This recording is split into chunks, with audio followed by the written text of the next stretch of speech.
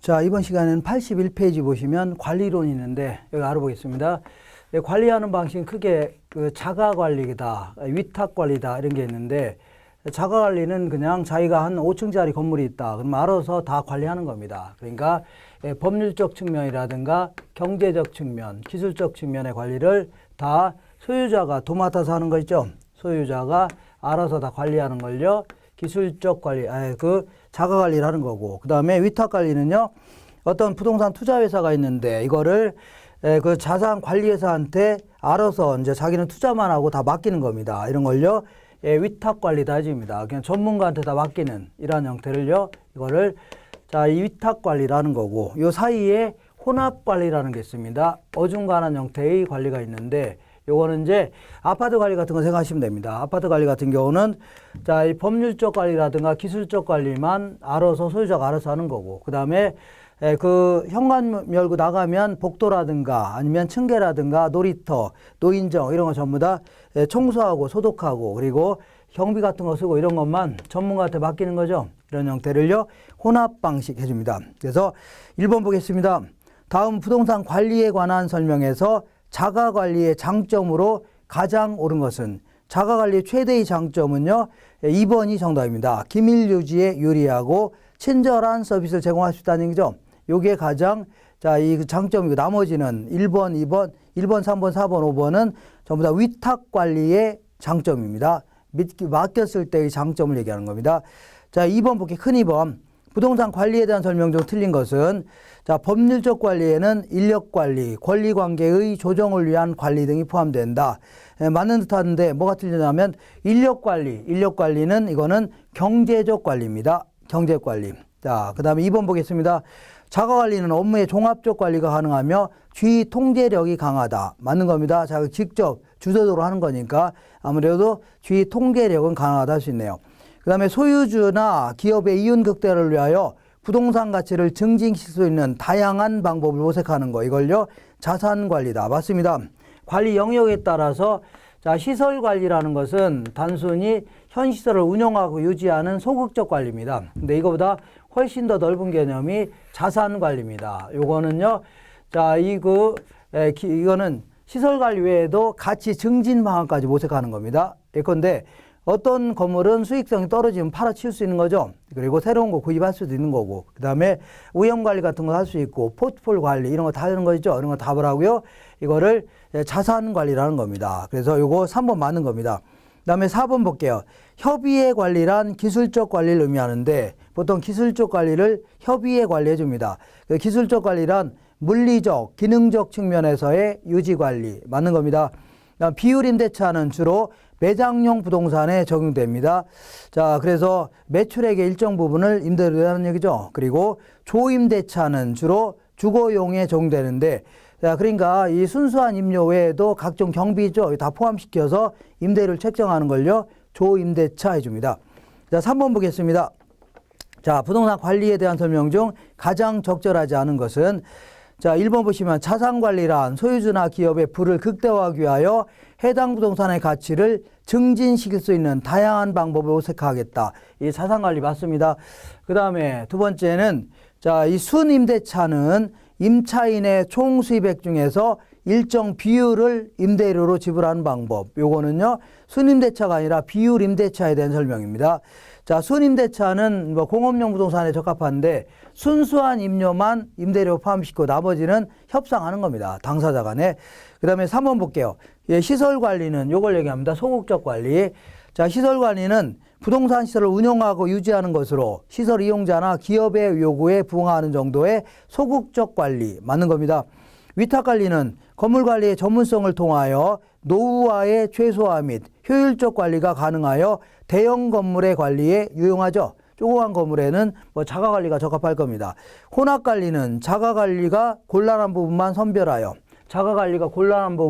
선별하여 위탁할 수 있는 장점이 있는데, 경영 관리는 주로 자가 관리로, 그 다음에 시설 관리 같은 건 누구한테요? 전문가한테 맡기는 경우가 대부분입니다. 그런 경우가. 그 다음에 자, 부동산 마케팅론 알아보겠습니다. 1번. 자, 고객 틀린 것은, 고객 점유 마케팅이란 제품, 가격, 유통 경로, 판매 촉진의 제 측면에서 차별화를 도모하고도 한 전략이다. 이거는 고객 점유 마케팅이 아니라 이거는요. 자, 시장 점유 마케팅에 대한 설명입니다. 시장 점유 마케팅이다. 그다음에 경제적 환경, 사회적 환경, 제도적 환경 등은 마케팅의 거시적 환경을 구성한다. 이거 맞는 겁니다. 자, 이렇게 경제, 사회, 문화 뭐 이런 거 나오면 다 거시적 환경이고 뭐 경쟁업자, 일반 공중 아니면은 정부 이런 게 나오면 미시적 환경입니다. 자, 3번 볼게요. 관계 마케팅 전략이란 생산자와 소비자 간의 장기적이고 지속적인 관계 유지를 위한 마케팅 전략을 말하며 이는 브랜드의 문제와 관련된다는 얘기죠. 그래서 한번 팔고 나서 끝나는 게 아니라 계속해서 지속적이고 장기적으로 관계를 계속 맺는 겁니다. 그러면 브랜드의 가치가 올라가겠죠. 이런 전략을 관계 마케팅이라는 겁니다. 자, 4번에 공급자의 전략 차원으로서 표적 시장을 선점하거나 틈새 시장을 점유하는 거, 이걸요 시장 점유 마케팅 맞는 겁니다. STP 전략에서 STP에서 S라는 것은 시장 세분화를 얘기합니다. 그 다음에 표적 시장을 선정하는 걸요 타겟 마켓 그리고 그 포지셔닝 해갖고 차별화 전략을 의미하는 약어로서 얘들은 뭐라고요? 시장 점유 마케팅 전략을 구성하는 내용들입니다. 자, 2번 보겠습니다. 다음은 부동산 마케팅 활동에서 4P, 다시 말하면 유통 경로, 제품, 가격, 그 다음에 판매 촉진 중에 각각 어디에 해당되냐. 기억본 볼게요.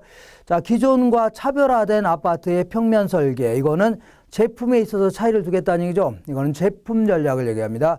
그 다음에 니은번 보겠습니다. 아파트 모델하우스 방문 고객을 대상으로 해서 경품을 제공하겠다. 이거는 어떤 식으로 알릴 건가 그런 얘기죠. 이거는요. 판매 촉진 전략입니다. 그래서 정답은 5번으로 했어야 돼요. 그 다음 3번 보겠습니다. 부동산 마케팅에 대한 설명 중 가장 적절하지 않은 것은 자, 시장 세분화란 부동산 상품의 소비자를 유사한 특성의 소집단으로 구분하는 거 있죠. 그러니까 유사한 특성에 따라 지역에 따라 아니면 뭐 그 용도에 따라서 나눌 수 있는 거 아닙니까? 이런 걸 답을 하고요. 시장 세분화다. 2번 보시면 부동산 마케팅은 부동산에 대한 소유자, 소비자 및 고객의 태도와 형성, 유지, 변경하게 만드는 제반 활동이죠. 이런 거는 자, 이게 일종의 마케팅이다. 그래서 결국은 수익 창출을 극대화하겠다는 얘기입니다. 이렇게. 그다음에 3번 볼게요. 부동산 마케팅은 부동산 시장이 구매자 주도 시장에서 공급자 주도 시장으로 전환됨에 따라서 더욱 중요하게 되었다. 이게 틀렸네요. 구매자 주도 시장과 공급자 주도 시장을 바꿔놓으세요. 공급자 주도 시장에서 구매자 주도 시장으로 바뀌었다는 얘기죠. 아주 옛날에는 뭐 80년대만 하더라도 아파트가 거의 없을 겁니다. 많지는 않으니까. 자, 이 판매자가 그 지역을 지배할 수밖에 없는데 요즘에는 미분양되는 게 수두룩하죠. 그러니까 결국은 구매자가 그 시장을 지배할 수밖에 없는 그런 구조입니다. 그래서 4번 보겠습니다. 부동산 마케팅을 수행하기 위한 주요 수단으로서 제품, 촉진, 유통, 가격 등의 마케팅 믹스가 있다. 맞는 겁니다. 마케팅 효과를 효과적으로 수행하기 위해서는 마케팅 환경을 잘 좀 고려해야 되겠네요. 좋은 얘기 써놓은 겁니다. 그 다음에 한 장 넘겨보시면 감정평가론 공부해 보겠습니다. 자, 1번 볼게요. 기초이론. 자, 이 기초이론은 자, 감정평가는 크게 세 가지 파트입니다. 기초이론, 그 다음에 3방식, 그 다음에 가격 공시제도 이런 걸로 구성되어 있는데 제가 기초이론에서는 이론적으로 가격이라는 게 가치라는 게 어떻게 결정되냐 이런 걸 주로 공부하는 겁니다. 1번 볼게요.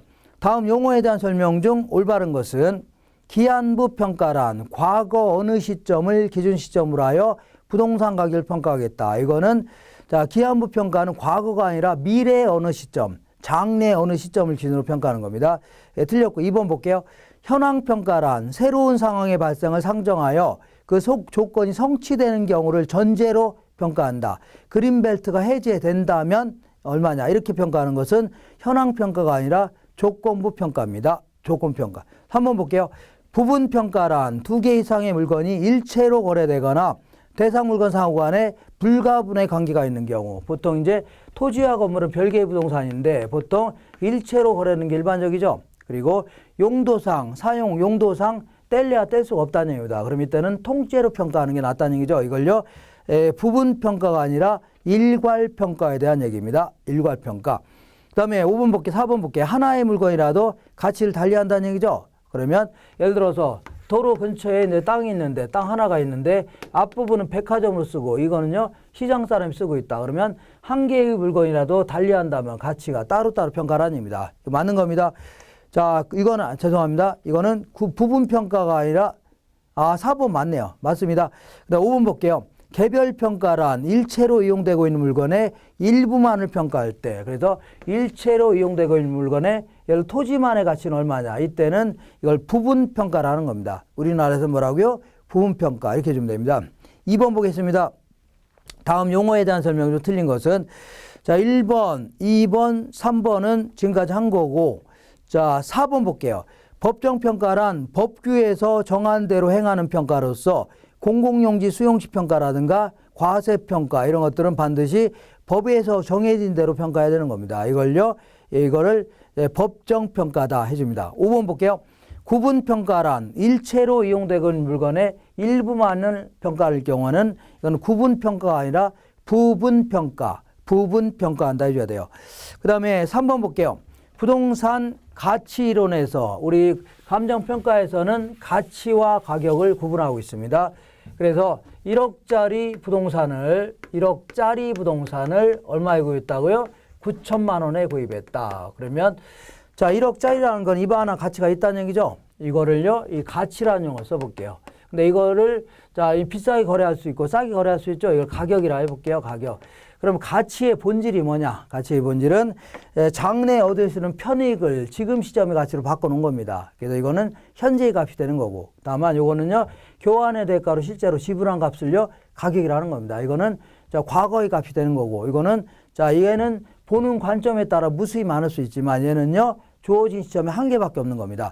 자 읽어볼게요. 3번에 틀린 것은 1번 볼게요. 가치는 주관적이고 추상적인 개념이라면 가격은요, 가치가 시장을 통해서 화폐 단위로 구현된 객관적이고 구체적 개념이다 할 수 있겠네요. 자, 수요와 공급의 변동에 따라서 장기적으로 가치와 가격은 거의 일치하게 되는 겁니다. 다만 단기적으로는 뭐 사기당해서 비싸게 거래할 수 있고 싸게 거래할 수 있는 금매로, 그러니까 단기적으로는 가치로부터 괴리된 현상이 나타날 수 있다는 얘기죠. 맞는 겁니다. 그리고 가격의 기초는 어디에 있다고요? 가치에 있는 겁니다. 그리고 자, 화폐 가치가 상승했다. 인플레가 발생했다. 인플레가 발생하게 되면 화폐의 가치가 상승한 겁니다. 화폐 가치가 죄송합니다. 하락한 거죠. 인플레가 발생하면. 그러면 인플레가 발생하면 가격이 올라가는 거죠. 부동산 가격이. 그래서 자, 화폐 가치가 상승이 아니라 하락하면 부동산 가치는 상승한다 해줘야 돼요. 부동산 가격은 상승한다. 화폐 가치가 하락하면 가격은 상승한다. 이렇게 해줘야 됩니다. 그 다음 부동산 가치는 평가 목적에 따라 일정 시점에서 여러 가지가 존재하죠. 이거는. 그렇지만 자, 부동산 가격은 지불된 금액이므로 특정 시점에서는 한 개만 존재하는 겁니다. 그 다음에 감정평가 규칙에 따르면 원칙적으로 많은 가치 중에 시장 가치로 평가하도록 하고 있는데, 시장 가치가 뭐냐? 일단은 시장성이 이러한 조건을 갖춰야 됩니다. 시장성이 좀 있어야 되고 합리적인 자유 경쟁 시장에서 형성되는 가치가 됩니다. 출품 기간이 합리적이다 해갖고 시장에 내놨을 때 한두 달 내 정도는 충분히 팔 수 있다고 가정이 있어야 됩니다. 그리고 매매 당사자의 정통성이다 해갖고 층간 소음이 있다는 것도, 이런 것 전부 다 매수자도 알고 있다고 가정해야 됩니다. 그 다음에 거래의 자연성이라고 해서 사기, 강박, 금매 이런 게 없다고 가정해야 됩니다. 이러한 조건을 갖춘 상태에서 거래가 이루어진다면 통상 성립할 수 있다고 인정되는 값이죠. 그걸 뭐라고요? 이거를 시장 가치다. 이렇게 합니다. 자, 그 다음에 이 부동산 가치는 결국은 이제 이 시장에서 결정되는 겁니다. 시장에서 수요와 공급에 따라서 결정될 수밖에 없는데, 이렇게 해서 자, 이때 이 부동산 시장에 직접 영향을 미치는 요인을요, 부동산 가치의 발생 요인이다. 그 다음에 발생 요인에 영향을 미치는 요인을요, 형성 요인이다. 이렇게 얘기합니다.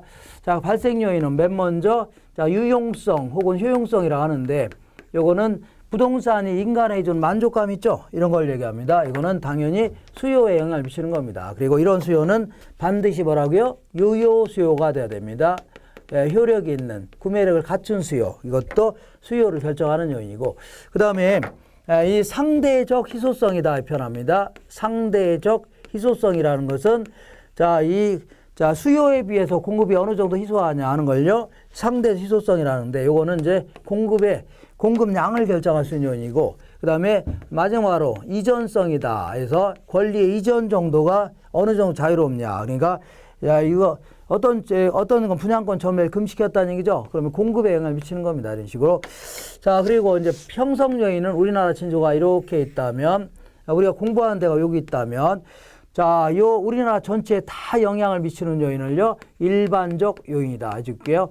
그다음에 요 지역에만 영향을 미치는 걸요. 지역 요인이다. 이렇게 얘기합니다. 그다음에 요 부동산에만 영향을 미치는 요인을 개별 요인이다. 이렇게 얘기합니다. 그러니까 일반적 요인은 또다시 뭐 사회적, 경제적, 행정적 요인 이렇게 구분하고 지역 요인도요. 사회적, 경제적, 행정적 요인 구분하는데 읽어보겠습니다. 4번. 다음 내용 중 타당하지 않는 것은 자, 1번 부동산 가치의 발생 요인에는 유용성, 유효수요, 상대적 희소성, 이전성 등이 있다. 맞는 겁니다. 자, 권리의 이전성이란 부동산의 소유권을 구성하는 모든 권리에 대한 통제의 정도가 이전되는 거. 그러니까 어느 정도 자유롭게 이전할 수 있냐 하는 걸요. 이전성이라는 겁니다. 3번 볼게요. 부동산 가치의 형성 요인 중에 인구의 상태, 그 다음에 가족 구성, 가구 분리 등의 상태, 교육 및 사회복지 이런 거 나오면 일단 다 사회적 요인입니다. 맞습니다. 부동산 가치 형성 요인 중에 토지 및 주택 정책의 상태라든가 부동산에 관한 세제의 상태, 세금 제도를 내죠. 그러니까 뭐 제도, 규제, 정책 이런 거 나오면 더 행정적 요인입니다. 그렇지만 그 세금 부담의 상태, 교통 체계의 상태 요 두 놈은 경제적 요인입니다. 세금 부담의 상태, 교통 체계의 상태는 뭐라고요? 경제적 요인이다. 구분하세요. 그다음에 부동산 가치 형성 요인 중에 기술 혁신이라든가 산업 구조 상태는 경제적 요인 맞습니다. 이거는 자, 그다음에 5번 볼게요. 부동산 가치 발생 요인에 대한 설명으로 틀린 것은 자, 유용성 혹은 효용이라는 겁니다. 이거는 인간의 필요나 욕구를 만족시켜 줄 수 있는 재화의 능력 있죠? 이거 맞는 겁니다. 자, 상대적 희소성이라는 것은 인간의 욕망, 이걸 수요라는 겁니다. 그 다음에 욕망의 충족수단, 요거를요, 공급이라는 겁니다. 그래서 자, 수요에 비하여 공급이 질적, 양적으로 한정되어 있어서 부족한 상태 있죠? 이걸요, 상대적 희소성 해주는 겁니다. 3번 볼게요. 가치 발생 요인인 효용, 유효, 수요, 상대적 희소성 이런 것 중에 하나만 있어도 가치가 발생하는 게 아니라 얘들이 전부 다 상호 결합하여 가치가 결정되는 겁니다. 상호 결합하여. 그 다음에 양도 가능성을 이전성이라는 겁니다. 부동산의 가치 발생 요인으로 포함하는 견해도 있다는 얘기죠. 어떤 경우는 빼기도 합니다. 그 다음에 가치 형성 요인은 가치 발생 요인에 영향을 미친다. 얘가 여기에 영향을 미치는 겁니다. 그 다음에 6번 보겠습니다. 가치의 제원칙이다. 그래서 부동산 가치도 어떤 법칙성을 띠면서 움직이는데 이걸 잘 알므로써 감정평가하는 데 도움을 받고자 한다 하는 걸요. 제원칙이라는 겁니다. 자, 기억본 보겠습니다. 대상 부동산은 주위 환경과 어울리게 이용해야 하는데 해야 최유효 이용이 된다는 원칙. 이걸요. 적합의 원칙과 관련이 있다. 맞는 겁니다. 집약 한계와 관련되는 부동산 가치 원칙은 우리 자, 이런 얘기를 전 시간에 했었는데 이렇게 자, 이 부동산은 어느 정도 올리다 보면 자, 더 이상은 한계 비용이 한계 수익보다 크다는 얘기죠. 그럼 여기까지가 자, 그 수익이 올라가는 거고 그다음부터는 들어온 돈 까먹을 수 있다는 얘기입니다. 이걸요. 집약 한계라는 겁니다. 요거는 자, 이 수요 공급의 원칙이 아니라 수익 체증 체감의 법칙입니다. 수익 체증 체감의 법칙이다. 그다음에 초과 설비 물건이 뭐 남아 돈다는 얘기죠. 그럼 어떤 건 모자랄 수도 있고 이런 거. 자, 내부 구성 요소 간의 균형을 이루어야 되는 겁니다. 자, 그래서 초과 설비 문제는 균형의 원칙과 관련되어 있으며 그다음에 추가 투자 문제는 기여의 원칙과 관련되어 있다. 맞는 겁니다. 추가 투자, 기여의 원칙과 관련되어 있다. 기억하시고 그다음에 리을번 볼게요. 최유효 이용과 관련되는 대내적 원칙으로는 수익 체증 체감의 법칙, 기여의 원칙, 경쟁의 원칙을 들 수 있는데 자, 틀렸습니다. 경쟁의 원칙은 대내적 원칙이 아니라 대외적 원칙입니다. 그러니까 최유효 이용과 관련되는 대외적 원칙이다. 이렇게 해줘야 됩니다. 그 다음에 자, 미음번의 기준 시점, 시점 수정과 관련되어 있는 원칙은 변동의 원칙이다. 맞는 겁니다. 계속 변동되니까 특정 시점을 명시해 줘야 돼요. 7번 보겠습니다.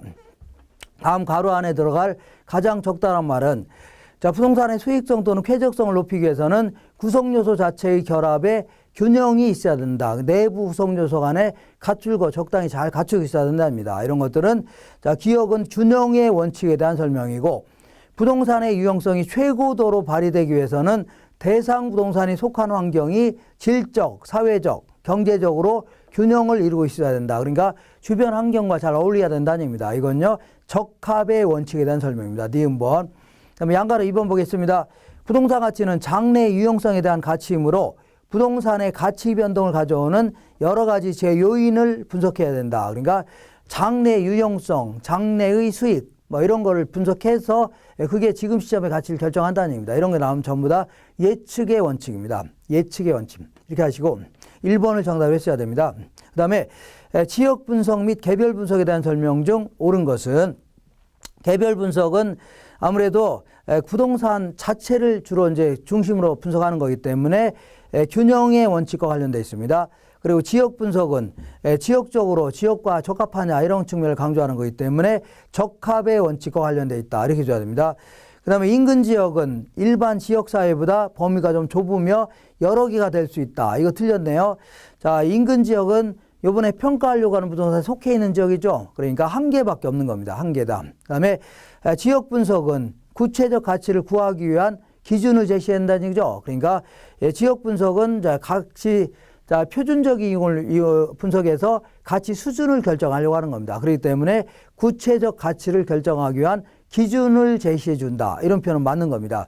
그 다음에 인근 지역의 수명 현상에서 쇠퇴기에 때는 하향 여과 현상이 활발하다. 이런 표현을 쓰면 안 됩니다. 이건 천이기 때가 활발하고 쇠퇴기 때는 뭐 시작된다. 하향 여과 현상이 시작된다. 이런 표현이 좀 정확한 표현입니다. 그 다음 5번 볼게요. 새로운 지역의 면모가 갖춰지는 시기는 성숙기 때가 아니라 성장기 때가 이제 갖춰진 시기입니다. 이렇게 하시고, 자, 감정평가 3방식이 있는데, 3방식은 자, 들어간 비용이 얼마냐, 요걸 기초로 평가하는 방식을요, 원가 방식이다. 그리고 자, 시장에서 어느 정도 가격으로 거래되냐, 이걸 기초로 평가하는 걸요, 이거를 비교 방식이다. 그 다음에 자, 장래 예상된 수익을 기초로 평가하는 걸요, 수익 방식이라는 겁니다. 이때 자, 들어간 비용이 얼마냐, 이걸 원가 방식이라는데, 원가 방식 하에 가치를 구하는 걸요, 원가법이다. 이렇게 합니다. 원가법인데, 얘는 들어간 비용이 얼마냐, 이걸 기초로 평가하는 겁니다. 예를 들어서 어떤 건물을 지었는데 1억을 들어갔습니다. 1억이 소요됐죠, 건축비가. 근데 5년이 지났습니다.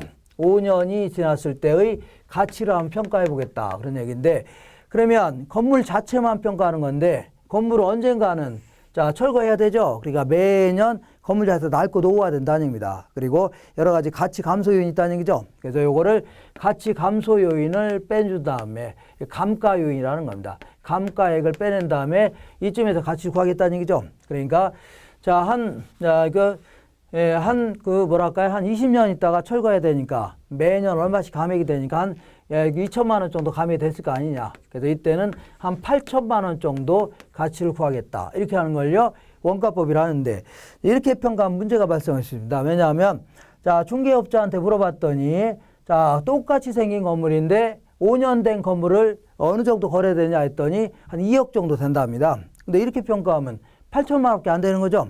그러니까 왜 이런 현상이 나타나냐면, 건물도 실물자산 아닙니까? 그러니까 물가가 올라갈 수 있는 거죠. 막 시세가 올라갈 수 있는 거고. 그러니까 어떻게 이렇게 평가해야 됩니다.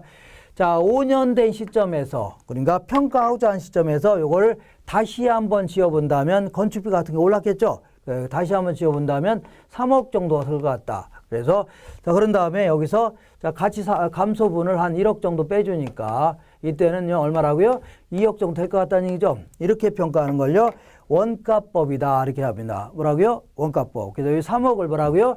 재조달 원가다 해줍니다. 재조달원가. 여기서요, 자, 5년 동안의 가치 감가액을 전부 합친 거를 감가 누계액 이렇게 합니다. 이렇게 해서 계산한 걸 뭐라고요? 적산 가치다. 이렇게 표현합니다. 적산 가치. 자, 그러면 자, 먼저 재조달 원가에 대해서 알아볼 건데, 요거는 이제 크게 자, 이거 다시 한번 지어보자 그런 얘기입니다. 부수고 다시는 게 아니라 그냥 서류상으로 요즘 시세대로, 요즘에 건축 자재 가격대로 다시 한번 지어보는 겁니다. 근데 이거를 자기가 직접 건설했다고 가정할 수 있고, 자가 건설. 자, 그 다음에 건설한테 맡겼다고 가정할 수 있는데, 어쨌거나 자기가 직접 건설하면 직접 공사비, 간접 공사비, 각종 부대 비용이 들어갈 겁니다. 그리고 도급 건설을 하게 돼도 직접 공사비, 간접 공사비, 각종 부대 비용이 들어가는데, 도급 건설하게 되면 건설업자한테도 돈을 줘야 되는 거죠. 그래서 수급인의 이윤도 들어가네요. 수급인의 이윤. 그러면 이렇게 평가한 거고 이렇게 평가한 게 가치가 달라지면 돼야 안 돼요? 안 된다는 얘기입니다. 그러면 어떻게 평가하냐? 그러면 이렇게 도급 건설한 걸로 평가하는 얘기입니다. 왜냐하면 자기가 직접 건설했다면 자기는 회사 같은 거 때려치워야 될 거 아닙니까? 그러니까 그 기회비용도 반영시켜줘야 돼요. 이렇게 하시고, 자, 그러면 좋다. 자, 도급 건설한 걸로 해서 평가하겠다. 그런 얘기인데, 만약에 지은 지 얼마 안 된 건물이다. 요즘 건물 같은 경우에는, 자, 요즘 건물 같은 경우는 지은 지 2년밖에 안 된 건물이다. 그러면, 자, 시장에 나오면 건축 자재가 다 있겠죠? 요걸 그대로 대체하면 되는 겁니다. 별 문제가 안 되는 거죠? 물리적 측면의 대체다. 그래서 이렇게 대체한 걸로요. 자, 이거를 재생산 원가다 해줍니다. 이렇게 평가한 걸로요. 재생산 원가다. 자, 글씨가 왜 그래요?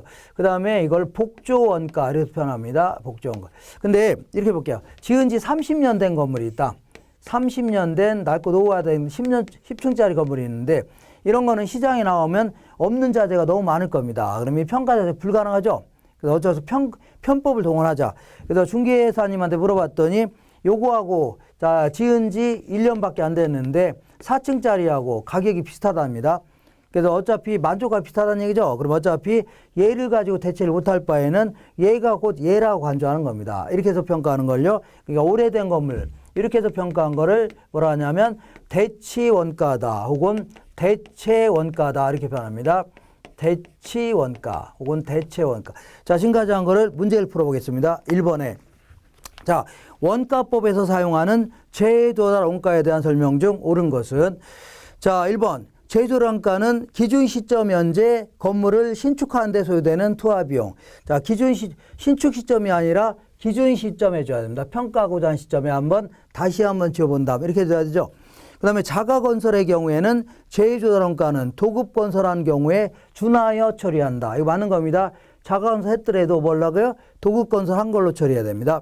그 다음에 대체 원가, 이걸 얘기합니다. 대체 원가를 이용하여 재조달원가를 산정할 경우는, 얘는 이 10층짜리를 이 4층으로 그냥 간주한 겁니다. 이 구닥다리 같은 건물을요, 딱 줄여놓은 거죠. 그러면서 이걸 가지고 평가하기 때문에 뭐 기능이 노후화됐다, 아니면 형식이 구식화됐다, 이런 식으로 평가하게 되면 이중 감가가 됩니다. 그러니까 기능적 감가를 또 하면 안 돼요. 이것만 기억하세요. 그러니까, 자, 어디 거예요? 대체 원가를 이용하여 재조달 원가를 산정할 경우에는 물리적 감가는 필요하지 않지만 기능적 감가 수정은 필요하다. 자, 물리적과 기능적을 바꿔놓으세요. 그러니까 물리적 감가는 필요하지 않지만 죄송합니다. 기능적 감가는 필요하지 않지만 물리적 감가는 해야 되는 겁니다. 자, 그러니까 이거 하나만 기억하세요. 얘는 기능적 감가는 할 필요 없다는 얘기죠. 이것만 하시면 됩니다. 그 다음에 2번 볼게요. 감정평가의 감가 수정과 기업회계상 감가상각을 비교한 것이다. 바르게 설명한 것은, 자, 요거는 이걸 감가수정이라는 겁니다. 감가수정은 현존재와의 가치를 평가하려고 하는 거고. 근데, 자, 이 감가상각은 기업 입장에서 예를 들어 1,000억짜리 기계를 구입했다고 쳐볼게요. 그러면 이때 돈이 나갔으니까 나갔으니까 한 방의 비용으로 처리했다면 이때는 어마어마하게 손해로 기록될 겁니다. 그리고 한 방의 비용을 다 떨궈버렸으니까 그다음부터는 엄청난 이익이 계산되는데, 기업은 이계년도 재무제표를 공시하도록 하고 있습니다. 그러면 은행이라든가 투자자 입장에서는 이야, 이 회사 돈 나가는 데도 별로 없고 무진장 장사가 잘 되네 하면서 오도된 의사결정할 수 있다는 얘기죠. 그래서 이렇게 한 방에 나가는 것들은, 한 방에 건물 같은 거 구입 한 방에 나가죠. 이걸 쪼개서 수익이 창출하는 기간 동안에 요거는 요때 비용을 처리하고, 요때는요 요때 비용, 요거는요 요때 비용을 처리하겠다는 얘기죠. 이거를요, 이거 취득 원가를 비용으로 배분한다 해줍니다. 이걸요 감가상각해 줍니다. 그래서 자, 2번 보겠습니다. 자, 바른 거를 찾아내라. 1번 볼게요. 자, 감가수정은 기준 시점의 현재 가치를 파악하려고 하는 거고, 감가상각은요, 기간별 경영 성과를 보고하려고 하는 겁니다. 그 다음에 얘는요, 재조달 원가를 기초로 하는 거고, 얘는요, 취득 원가를 기초로 합니다. 그리고 얘는요, 노련한 감정평가사가 요모조모 뜯어보더니 이만큼 감액이 됐다 할 수 있다는 얘기죠. 관찰 감가를 인정해 줍니다. 근데 얘들은 그런 거 하면 안 됩니다. 그 다음에 얘네들은 이 경제적 냉수를 기초로 해서 감가 추정해야 됩니다. 수익이 비용보다 큰 기간. 근데 얘는요, 자, 기업마다 비교가 어렵기 때문에 법에서 정해줍니다. 법정 냉수. 그래서 4번이 틀린 겁니다. 그 다음에 얘는 토지 같은 경우에도 나중에 주변에 쓰레기 매입장이 들어오면 가치가 떨어지겠죠. 요것도 감가 대상이 될 수 있는 겁니다. 근데 얘네들은 감가상각은 이런 거 하면 안 됩니다. 토지는 감가상각 대상이 아닙니다.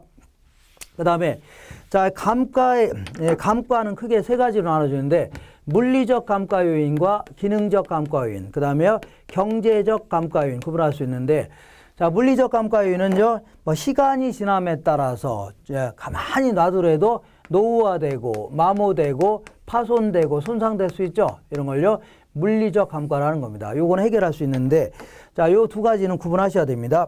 자, 기능적 감가 요인은 내부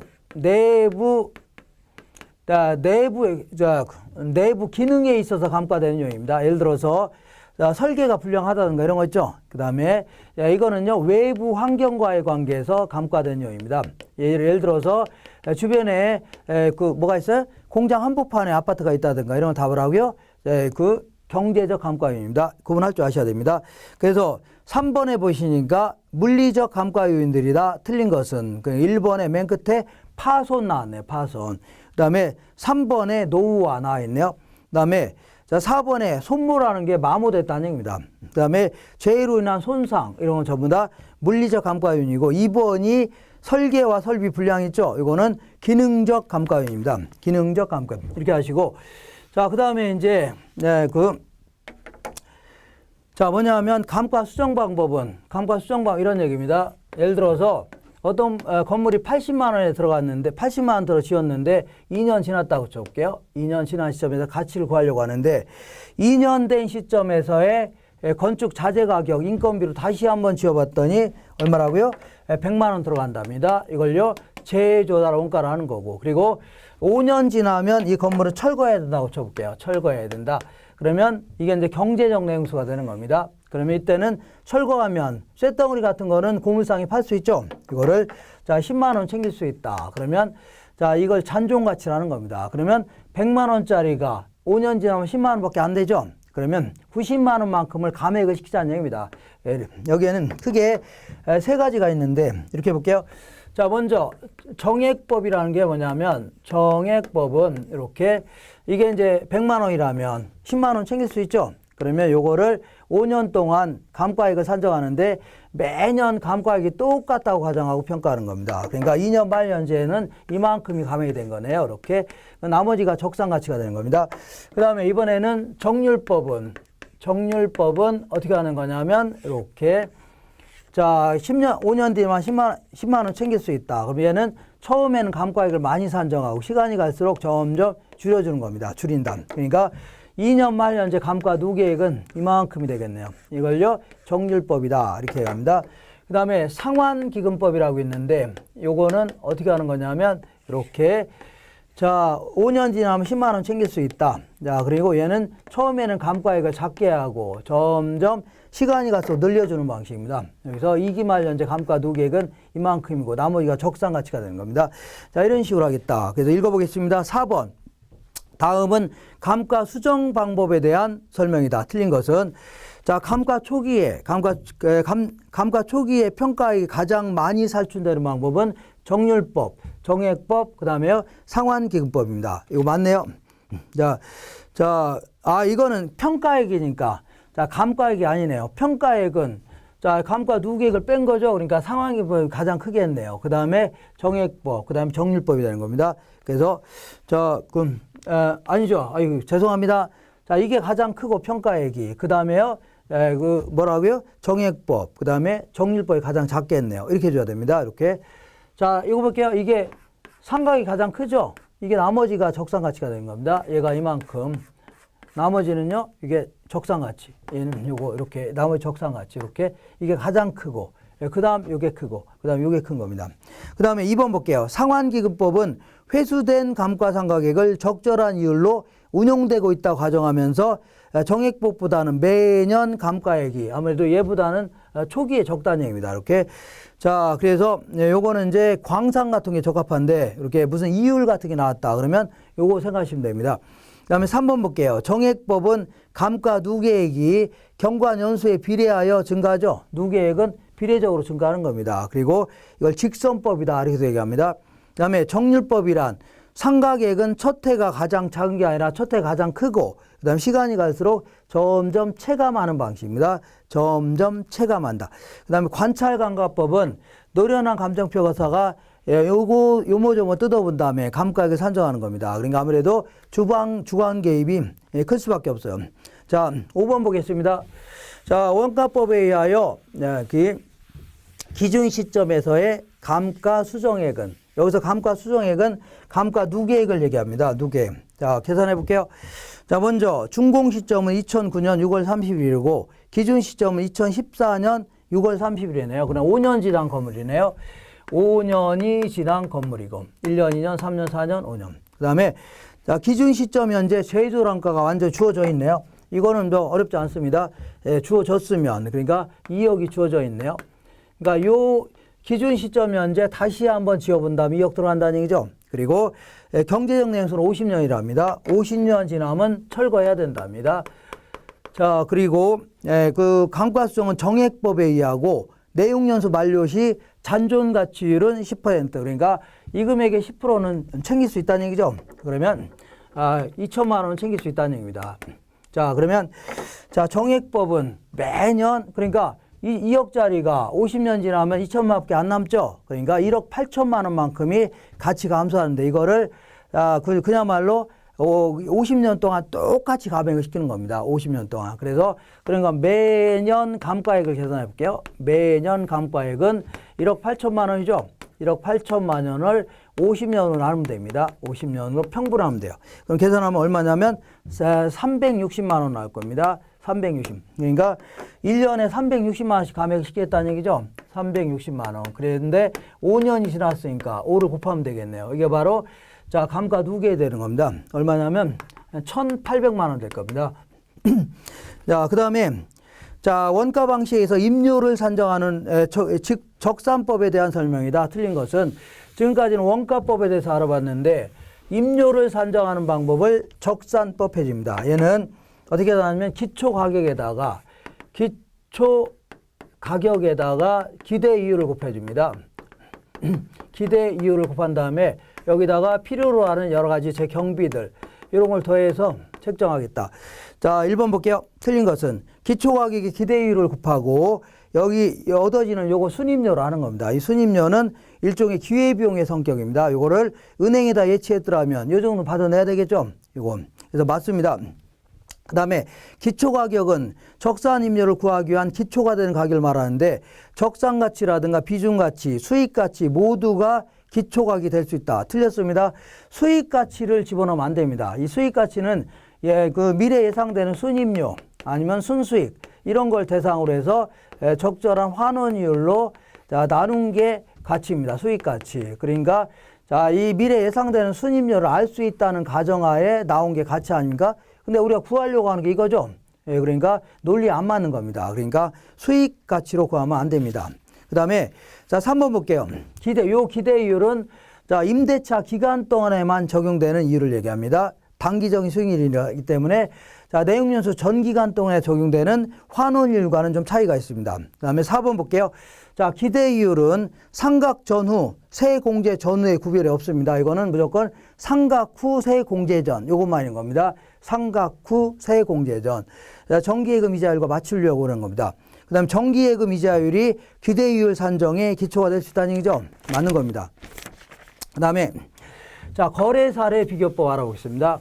자, 비교 방식 하에 뭘 구한다고요? 가치를 구하는 걸요.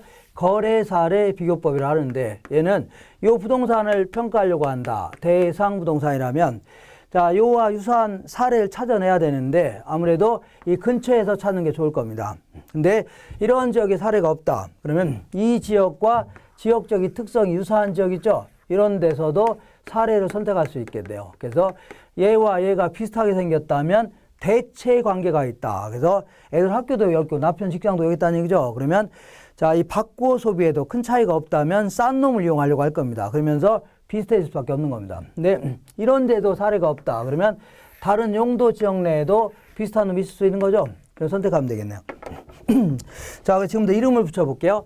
요번에 평가하려고 하는 부동산이 속해 있는 지역을요, 인근 지역. 그리고 이 지역과 지역적인 특성이 유사한 지역을요, 유사 지역. 그 다음에 다른, 자, 대체 가능한 부동산 속해 있는 지역을요, 동일 수급권이다. 그래서 요 정도 범위 내에서 선택해야 가격대가 비슷한 것들이 되는 거죠. 비슷할 경우. 여기서 이거 벗어나면 안 되겠죠? 이렇게. 자, 그래서, 자, 이때 이제 계산할 때는 이렇게 계산합니다.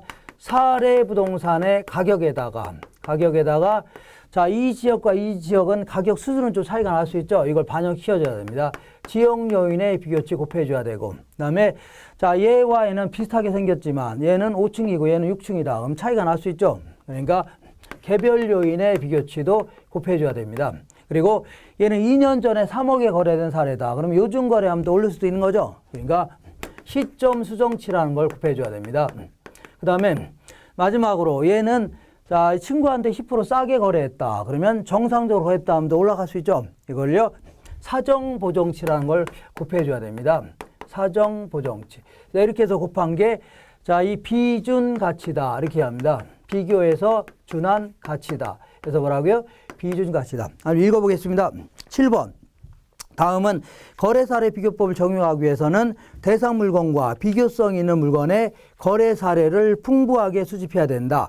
이때 이 기준에 옳지 않은 것은 인근 지역에서 구하는 것이 좋으나 이 근처에서 구하는 게 좋겠죠. 그렇지 못할 경우에는 유사 지역 또는 주변의 용도 지역 있죠. 이런 데서 구해야 됩니다. 그 다음에 이번에 사례 부동산의 구조, 물리적, 기능적 상태, 설계, 용도 등 개별적 요인이 대상 부동산의 그것과 비교할 수 있어야 되는데요. 얘는 5층짜리인데 얘는 100층짜리다. 안 되겠죠? 얘는 1년밖에 안 됐는데 50년 된 거. 이렇게 안 되죠? 모든 면에 있어서 비슷해야 되는 겁니다. 3번 볼게요. 사례 부동산의 일부만이 대상 부동산의 비교성이 있는 경우에는 사례로 선택할 수 없다. 이게 틀린 겁니다. 그러니까 무슨 얘기냐면 이 대상 부동산은 낮입니다. 근데 아무리 찾아봐도 자, 나지가 거래된 사례가 없다는 얘기죠. 동일 수권에. 그럼 어쩔 수 없이 이 건부지를 선택할 수 있는데, 근데 문제는 이게 10억에 거래했다면 10억 가지고 수정하면 안 되겠죠. 요거를 토지 부분과 건물 부분 나눠줘야 될 거 아닙니까? 이게 나누는 거를 배분법이라는 겁니다. 그래서 이렇게 해서 배분해서 평가할 수 있는 겁니다. 그래서 3번이 틀린 겁니다. 자, 그래서 배분법을 가지고 평가할 수 있다 해줘야 됩니다. 4번에 사례 부동산의 거래 시점과 대상 부동산의 기준 시점 사이에는 시간적 유사성이 있어야 되죠. 그러니까 2년 전에 3억에 거래했다. 그러면 수정할 수 있을 겁니다. 근데 30년 전에 1억에 거래했다. 그러면 이거는 수정하기 곤란하겠죠. 그런 얘기 하는 겁니다. 5번에 볼게요. 사례 부동산의 거래에 게재된 특수한 사정이라든가 개별적 동기 있다. 그러니까 얘가 사기, 강박, 아니면 뭐라고요? 금매라든가 여러 가지 그 특수한 사정이 있다는 얘기죠. 그러면 원래는 선택하면 안 됩니다. 다만 아무리 찾아봐도 다른 뭐 정상적으로 한 사례가 없다면 선택할 수는 있지만 사정 보정이 가능해야 됩니다. 특수한 사정을 수정할 수 있어야 돼요. 자, 그러면 계산해 보겠습니다. 8번. 다음 자료를 이용하여 대상 부동산의 비준 가치를 구해라. 자, 먼저 자, 얘네들은 지역 요인의 비교라든가 아니면은 개별 요인의 비교는 항상 사례분의 대상 이렇게 한 다음에 자, 보다를 100으로 놔댑니다. 예를 들어서 지역 요인이 대상보다는 사례 지역에 속해 있는 지역이 우세하다. 그러면 얘를 100으로 놓고 얘는 10% 우세하다 하면 110 놔야 됩니다. 그 다음에 개별 요인도 마찬가지로 사례분의 대상 한 다음에 보다를 100으로 놔야 됩니다. 그리고 시점 수정하는 방법은 자, 지수법이 있고 변동률법이 있고 이것도 마찬가지로 사례분의 대상 한 다음에 요번에 평가하려고 부동산 있죠. 요걸 100으로 놔야 되고 사례 부동산을 20% 저가로 했다. 그러면 80으로 놔야 됩니다. 이런 식으로 연습을 좀 해야 됩니다. 자, 자, 이렇게 해서 곱해준 게요. 비준가치입니다. 계산해 볼게요. 대상 부동산은 그리고 만약 개별 요인이 2개 이상 됐다. 그럼 이거 다 곱해줘야 됩니다. 2개 이상. 만약에 개별 요인의 비교치가 2개 이상 된다면 다 곱해줘야 됩니다. 자, 대상 부동산의 면적은 900제곱미터인데 사례 부동산보다는 개별적 요인에서 그러니까 사례 부동산보다 이게 기준입니다. 자, 이게 100이 되겠네요. 그래서 개별적 요인이 10% 우세하다면 110 이렇게 나와야 됩니다. 그 다음에 사례 부동산의 면적은 1000제곱미터랍니다. 얘는 1000제곱미터라는 얘기죠. 근데 대상 부동산은요. 900제곱미터밖에 안 되죠. 그럼 좀 줄여줘야 되겠네요. 그 다음에 자, 거기 기준 시점 1년 전에 2억에 거래했답니다. 얘는 얼마 거래했다고요? 2억에 거래됐답니다. 그리고 자, 연간 지가 상승 1년 동안 지가가 5% 올랐다는 얘기죠. 그럼 이때는 1 플러스 0.05 해주면 됩니다. 5%. 이렇게. 자, 그리고 다른 조건은 없죠. 다른 요인이 없으면 요것만 곱해주면 됩니다. 이렇게. 자, 그래서 2억 곱하기 자 1000분의 900 곱하기 100분의 110 곱하기 1.05 이렇게 해주면 2억 790만 원 나올 겁니다. 2억 790만 원 이렇게 정리하시고 그 다음에 자 수익 방식은 미래 예상되는 수익 순수익을 자 이 지금 시점의 가치로 바꿔놓겠다는 얘기죠. 이렇게 하는 걸요 수익 방식이라는데 이때는 자 이 계산을 어떻게 하냐면 미래 예상되는 순수익을 이거는 여기서 순수익은 순영업소득을 얘기합니다. 순영업소득을 얘기하는데 요거를 환원율이라는 걸로 나누어서 계산하는 겁니다. 계산해서 이렇게 나온 거를요 수익가치다 해줍니다. 수익가치라 하는데 요때 요거는 이제 수익이 영원히 발생한다는 가정합니다. 수익이 뭐라고요? 영원히 발생한다는 가정하에 바로 나눠버린 게 수익가치입니다. 이렇게 말한 거예요. 그래서 이 환원율은 어떻게 구성되어 있냐면 자본 수익률과 이 자본 수익률은 수익이 영원히 발생한다는 가정하에 요구승률입니다. 토지 같은 건 수익이 영원히 발생하죠. 처분하지 않는 이상은. 처분하지 않는 걸 가정하는 겁니다. 그래서 수익이 영원히 발생하죠. 그래서 토지의 요구승률 자체가 자본 수익률입니다. 근데 건물 같은 건 수익이 영원히 발생해요? 발생하다 말아요? 자, 언젠간 철거해야 되죠? 그러니까 얘는 영원히 발생하게끔 하려면 매액이 감가일 만큼 더 빼내는 겁니다. 더 빼낸 다음에 착착 쌓아놨다가 똑같은 건물 또 구입하자는 얘기입니다. 그럼 수익이 영원히 발생할 거 아니냐? 그러면 이렇게 바로 나누는 식으로 계산할 수 있는 겁니다. 그래서 이 감가율을 자본 회수율을 이렇게 얘기합니다.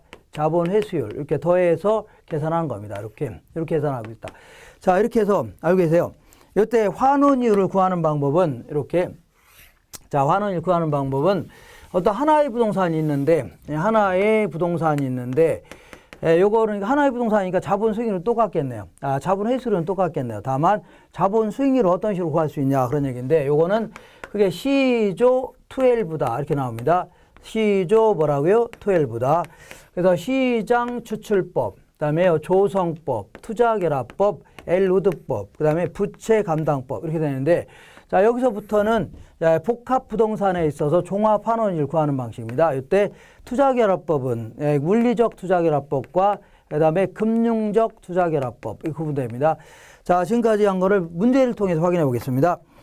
자본 환원율을 결정하는 방법 중 옳은 것은 자 1번 볼게요. 시장 추출법은 자 이 대상 부동산에 관한 위험에 관한 여러 가지 구성 요소를 분해한 다음에 개별적인 위험에 따라서 위험 할증률을 더해가면서 환원율을 구하겠다. 그럼 이거는 조성법을 얘기하는 겁니다. 무조건 위험 같은 게 나오면 무슨 뭐라고 한다고요? 조성법입니다. 그래서 자 이거 원래 자본 회수는 똑같다면 자본 수익률의 정체가 토지 같은 건 요구수익률이라고 했죠. 요구수익률은 위험에다가 위험 할증률을 더한 겁니다. 이렇게 해서 구하는 걸 뭐라고요? 조성법이다. 아니면 요소 구성법이라는 겁니다. 2번 볼게요. 2번은 요소 구성법이 아니라 시장 추출법을 얘기합니다. 시장 추출법은 대상 부동산과 유사한 최근의 매매 사례로부터 환원율을 찾아내겠다. 그래서 무슨 사례 이런 거 나오면 무조건 뭐라고요? 시장 추출법입니다. 사례 나오면 뭐라고요? 시장 추출법. 그다음에 자, 물리적 투자기업법은 지금부터 복합 부동산에 있어서 얘네들은 이런 표현이 나와야 됩니다. 소득을 창출하는 능력이 토지와 건물이 다르고 분리될 수 있다는 가정이 있어야 됩니다. 이런 표현 나와야 됩니다. 자, 3번 볼게요. 물리적 투자결합법은 소득을 창출하는 부동산의 능력이 토지와 건물이 서로 동일한 게 아니라 다르고 분리될 수 있다. 이런 과정이 있어야 됩니다. 분리돼. 그래서 4번 틀렸고, 그 다음에 엘루드법은 요거는 일종의 이거는 처음부터 끝까지 동일한 소득이 발생한다고 가정하면서, 그리고 또한 자, 맥이 똑같다고 하면서, 그리고 영원히 발생한다고 가정하는 겁니다. 근데 이 사람은 이렇게 생각했습니다. 자, 시간이 감에 따라서 뭐가 달라질 수 있어요?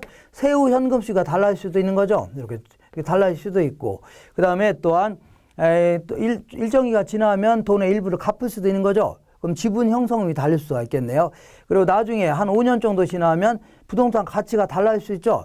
그럼 가치가 달라진다는 얘기는 이때 팔더라도 자, 이만큼 들어온다는 얘기죠. 그래서 이거는 처분을 가정하는 겁니다. 처분. 다만 이거는 세전 현금수익을 기초로 하기 때문에 세금 효과는 무시했다. 이런 단점이 있습니다.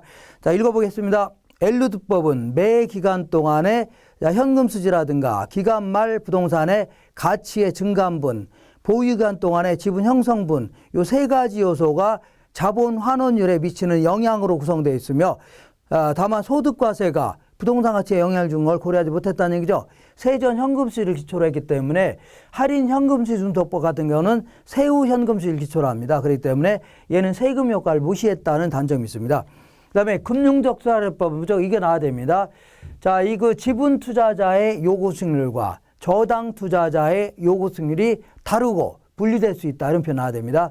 자, 그래서 5번 볼게요. 금융적 투자법은 지분 투자자의 요구 수익률과 그 다음에 지분 투자자의 요구 수익률이 다르다는 데 착안한 것이며, 이건 약간 어려운 문제인데, 자, 이 지분 투자자의 요구 수익률은 저당 상수 사용한다. 이거는 지분 투자자가 아니라 저당 투자자입니다. 저당 투자자의 요구 수익률은 뭘 사용한다고요? 저당 상수. 그 다음에 지분 투자자의 요구 수익률은요, 지분 배당률 요거 사용합니다.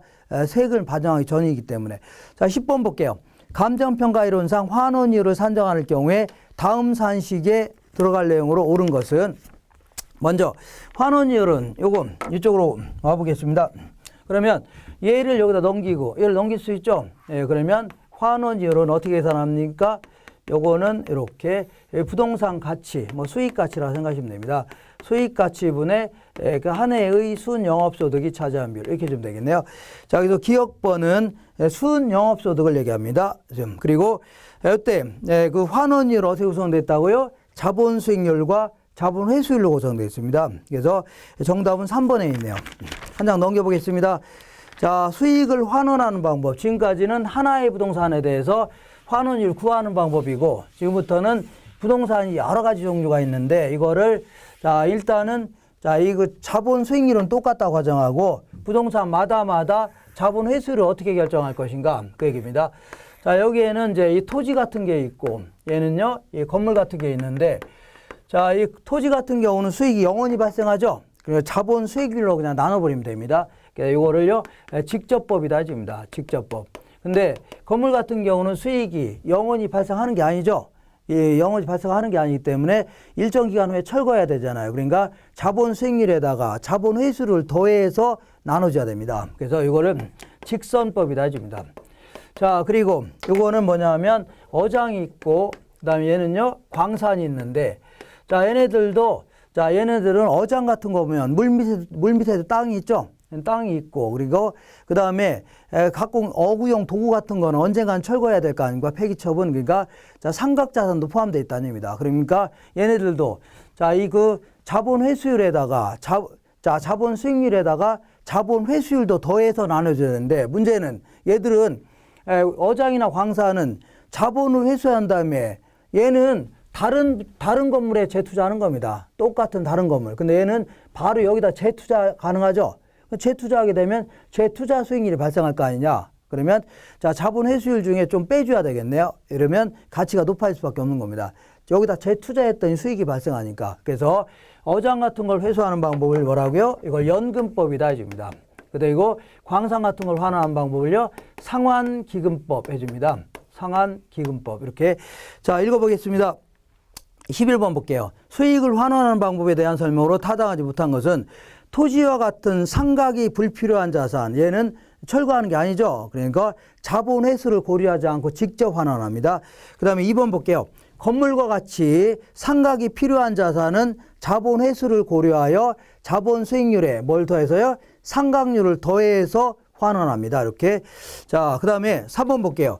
자, 직선법은 요걸 얘기합니다. 상각에게 재투자 수익률을 고려한 상각률이 아니라, 자, 상각에게는 재투자 수익률을 고려하면 안 되는 겁니다. 얘는 해당 부동산에 재투자한 건 아니죠. 자, 비슷한 다른 건물에 재투자한다는 얘기지. 그러니까 재투자 수익률을 고려하면 안 됩니다. 여기다가 바로 재투자한 게 아니라, 얘들은 재투자 가능하지만 이게 틀렸습니다. 그냥 상각률을 가산하여 순수익을 환원한다 해줘야 돼요. 그래서 요게 3번 틀렸네요. 4번 볼게요. 상환기금법은, 자, 자본 수익률에다가 상각에 대한 축적이율, 그리고 얘랑 어떤 차이냐면 자본을 회수한 다음에는 재투자 가능하죠. 근데 얘는 어장 같은 거는 영원히, 그 어장은 영원히 존속할 수 있는 거죠. 영원히 계속 어장에 재투자 가능하다는 얘기입니다. 근데 광산은요, 어느 정도 재투자하면 그 이상은, 광산은 광물 채굴이 끝나면 더 이상 재투자가 불가능하죠. 그럼 다른 데다가 은행 같은 데 묻어놓다가 관장하는 겁니다. 그래서 이걸 합쳐서 이제 그걸 계산한 걸 축적이율 해줍니다. 그러니까 4번은, 자, 상환기금법은 자본 수익률에다가 상각에 대한 축적이율을 고려한 상각률을 감안해 주는 겁니다. 자, 맞고 5번 볼게요. 근데 얘는 계속 재투자 가능하죠. 그러니까 자본 수익률에다가 상각에 대한 자본 수익률 있죠. 여기다 투자하니까 여기서 나오는 수익률 있죠. 요걸 고려한 상각률을 가산하여 환원하는 겁니다. 맞는 겁니다. 자, 12번 보겠습니다. 감정평가이론상 환원이율을 산정할 경우에 다음 산식에 들어갈 내용으로 옳은 것은, 자, 환원이율은 아까 얘기한 대로, 자, 볼게요. 부동산 가치분의 순영업소득 해줘야 돼. 기호 뭐라고요? 순영업소득. 그리고, 자, 요걸 안 했는데, 이 부채 감당법은 이렇게 저당 투자자 입장에서 이렇게 저부대 이렇게 곱한 겁니다. 저부대. 저당 상수, 부채 감당률, 대부 비율 이렇게 곱한 겁니다. 그러니까 여기서 말하는 이제 환원율은 부채 감당법 바의 환원율입니다. 그래서 거기서 니은번에 뭐가 빠졌냐면 저당 상수가 빠져 있네요. 저당 상수 집어넣으시면 됩니다. 자, 13번 보겠습니다. 13번에. 자, 보니까 13번에 요 계산해 볼게요. 자, 다음 보기 예를 자료를 이용하여 환원율을 구해라. 그 얘기입니다. 환원율을 구해봐라. 자, 그러면 요걸 구하라는 얘기네요. 요거를 구하라니까 일단은, 자, 총 투자액이 그 1,000원이 부호인데, 자, 그건 무시할게. 1,000원 무시하고 그냥 부동산, 여기서는 20만 원 부호 무시하고 단위 무시하고 그냥 20만 원이라고 생각하시면 돼요. 그렇지 않으면 문제 안 풀립니다. 총 투자액 자체가 수익 가치로 보셔야 됩니다. 그러면 뭐만 계산하면 돼요? 자, 순영업소득만 계산하면 되겠네요. 순영업소득은 가유순까지만 계산하면 되죠. 가유순. 그래서 가능조소득에서, 자, 공실 및 불량부채 빼주고 기타 소득 더한 거를요 유효조소득, 여기서 영업 경비 빼낸 걸요 순영업소득 해줍니다. 자, 그러면 연간 가능조소득은, 자, 19,500원이라 합니다. 단위 무시하세요. 19,500원. 그 다음에 여기다가 기타 소득은 1,000원이라 합니다. 1,000원 더해줘야 되겠네요. 1,000원은 더해주다. 자, 그 다음에 뭐가 됐어요? 연간 공실에 따른 손실은 500원이 있답니다. 그럼 결국은 500원 더해주면 되겠네요. 그래서 2만 원이 됩니다. 2만 원이 뭐라고요? 유효조소득이다. 여기서 영업경비를 빼줘야 되겠네요. 영업경비는 연간 유효조소득의 40%랍니다. 이거의 40%니까 248에서 8,000원이 되겠네요. 그러면 12,000원이 순영업소득이 되는 겁니다. 자, 단위는 만원, 1,000원 무시하고 얘는 얼마라고요? 12,000원. 그럼 이걸 요거 나누면 되겠죠? 그럼 6%가 되는 겁니다. 이렇게.